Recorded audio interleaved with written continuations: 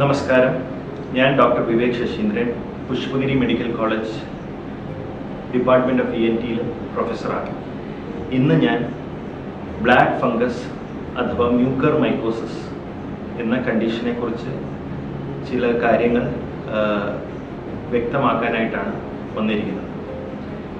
ഈ സമീപകാലത്ത് വളരെയധികം ചർച്ച ചെയ്യപ്പെടുന്ന ഒരു കണ്ടീഷനാണ് ബ്ലാക്ക് ഫംഗസ് അഥവാ മ്യൂക്കർ മൈക്കോസിസ്. എന്താണ് ഈ ബ്ലാക്ക് ഫംഗസ്?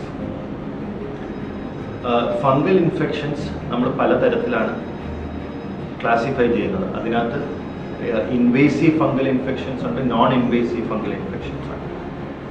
ഇൻവേസീവ് ഫംഗൽ ഇൻഫെക്ഷൻസിൻ്റെ ഇനത്തിൽ പെടുന്നതാണ് ഈ മ്യൂക്കർ മൈക്കോസിസ് എന്ന കണ്ടീഷൻ.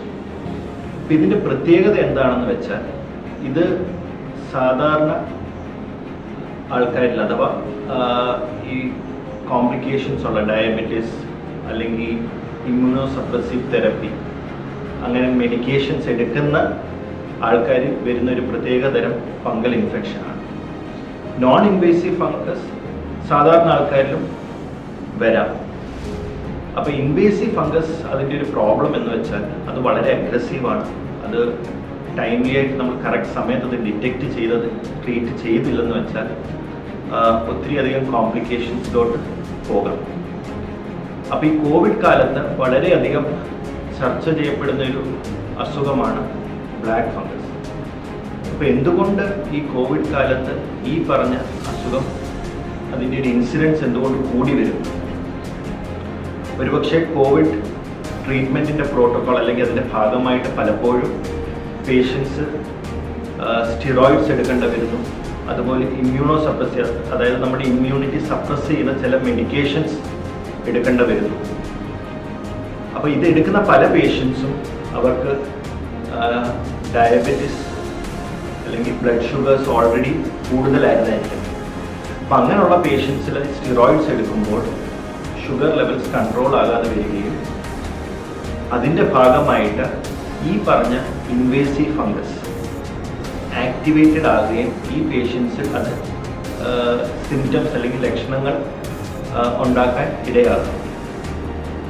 അപ്പം ഞാൻ മുമ്പ് പറഞ്ഞ പോലെ നോർമലായിട്ട് ഉള്ള അല്ലെങ്കിൽ ഹെൽത്തി ആയിട്ടുള്ള ഇൻഡിവിജ്വൽസിൽ ഈ ഇൻവേസീവ് ഫംഗസ് വളരെ അൺകോമൺ ആണ്. അപ്പോൾ ഇമ്മ്യൂണിറ്റി പ്രതിരോധ ശക്തി കുറഞ്ഞിരിക്കുന്ന പേഷ്യൻസും അതുപോലെ അൺകൺട്രോൾഡ് ഡയബറ്റിസ് അല്ലെങ്കിൽ ബ്ലഡ് ഷുഗേഴ്സ് ഉള്ള പേഷ്യൻസിലാണ് ഇതിൻ്റെ ഇൻസിഡൻസ് കൂടുന്നത്. അപ്പം സ്റ്റിറോയിഡ്സ് എടുക്കുകയും ഈ പറഞ്ഞ പോലെ ഈ കോവിഡിൻ്റെ ട്രീറ്റ്മെൻറ്റിൻ്റെ ഭാഗമായിട്ട് മറ്റ് മെഡിക്കേഷൻസ് എടുക്കുമ്പോൾ പലപ്പോഴും നമ്മുടെ ഇമ്മ്യൂണിറ്റി ലെവൽസ് കുറയുകയാണ്. അപ്പോൾ ആ ഒരു സാഹചര്യത്തിലാണ് ഇതുപോലുള്ള ഈ മ്യൂക്കർ എന്ന് പറഞ്ഞ സബ്സെറ്റിലുള്ള ഫംഗൽ ഇൻഫെക്ഷൻസ് ആക്റ്റീവ് ആകുകയും അത് അഗ്രസീവ് ആകുകയും ചെയ്യുന്നത്. അപ്പോൾ വളരെയധികം ശ്രദ്ധിക്കേണ്ട കാര്യം, ഡയബറ്റിക് പേഷ്യൻസ് ഈ കാലഘട്ടത്തിൽ അവരുടെ ബ്ലഡ് ഷുഗേഴ്സ് വളരെയധികം കൺട്രോൾ ചെയ്യാൻ ശ്രദ്ധിക്കേണ്ടതുമാണ്.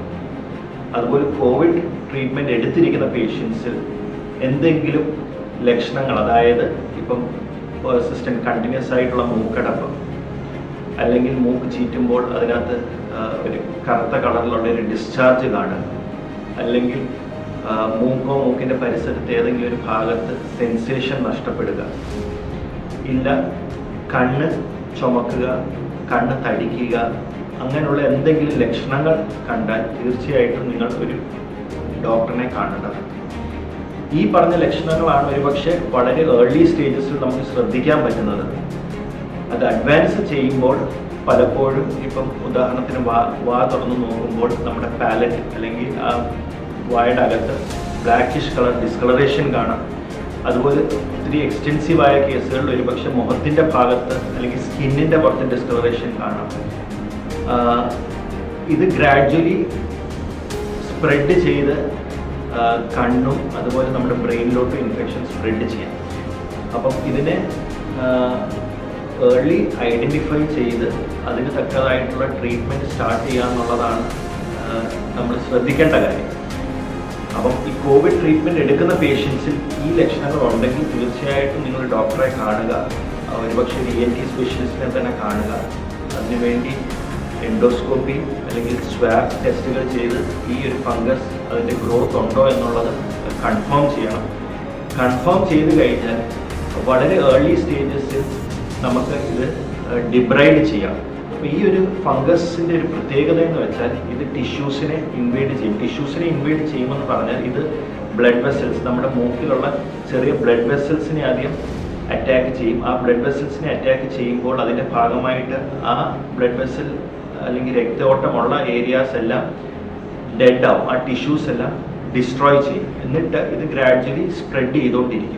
അപ്പം ഒരു ഏർലി സ്റ്റേജിൽ ഡിറ്റക്ട് ചെയ്യുകയാണെന്ന് വെച്ചാൽ ആ ഡെഡ് ടിഷ്യൂ നമുക്ക് ഡിബ്രൈഡ് ചെയ്യാം. അഗ്രസീവായിട്ട് ആ ഡെഡ് ടിഷ്യൂ എല്ലാം എടുത്ത് കളയുകയും അതിന് തക്കതായിട്ടുള്ള ആൻറ്റി ഫംഗൽ മെഡിക്കേഷൻസ് സ്റ്റാർട്ട് ചെയ്താൽ ഒരു പക്ഷേ ഈ പേഷ്യൻസ് തീർച്ചയായിട്ടും റിക്കവർ ചെയ്യും. അഡ്വാൻസ് ആയി കഴിഞ്ഞാലാണ് ഈ പലപ്പോഴും ഈ മീഡിയയിൽ കാണുന്ന പോലുള്ള ഡെത്ത്സ് റിപ്പോർട്ട് ചെയ്യുന്നത്. അപ്പോൾ ഏർലി ഒരു മ്യൂക്കർ മൈക്കോസിസ് നമുക്ക് സാൽവേജ് ചെയ്യാൻ പറ്റുന്ന ഒരു കണ്ടീഷനാണ്. നമ്മൾ ഈ പറയുന്ന പോലെ ഒത്തിരി അധികം മോർട്ടാലിറ്റി അല്ലെങ്കിൽ ഡെത്ത് ഉള്ളൊരു കണ്ടീഷൻ ആയി മാറാം. അതായത് തക്ക സമയത്ത് നമ്മളത് ഡയഗ്നോസ് ചെയ്തോ ട്രീറ്റ് ചെയ്തോ ചെയ്തില്ലേ.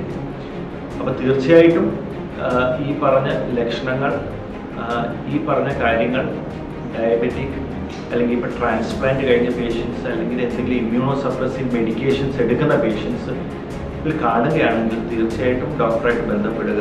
അതിനുള്ള ട്രീറ്റ്മെൻറ്റ് വളരെ ഏർലി ആയിട്ട് തന്നെ സ്റ്റാർട്ട് ചെയ്യേണ്ടതാണ്. B care for your safety.